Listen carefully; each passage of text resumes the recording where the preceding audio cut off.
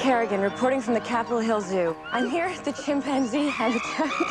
Cut! I cannot work with that thing. He's just a chimpanzee. He's naturally attracted to large yellow objects.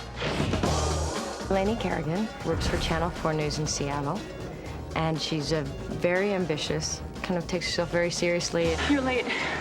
I'm not late, you're early. And yet, because she's so serious about perfection, she's slightly funny. Great apartment, great man, great friends. Thank you. I can honestly say at this moment, my life is perfect.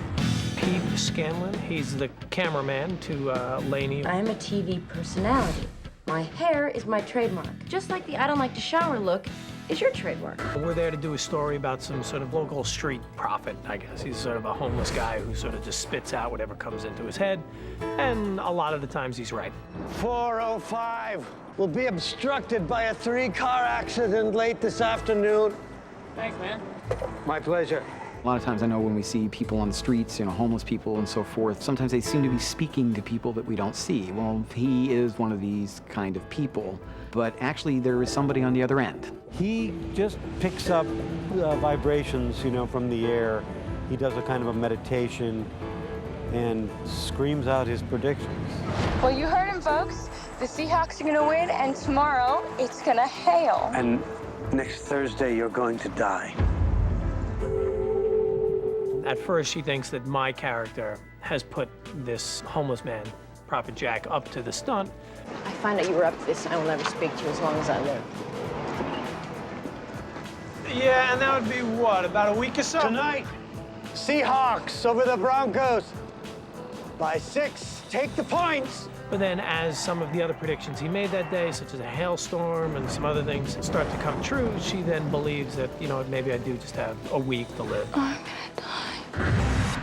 As those events come to pass, she begins to become convinced that she is in fact going to die, and that causes her to deal with all of the issues in her life in a very funny way.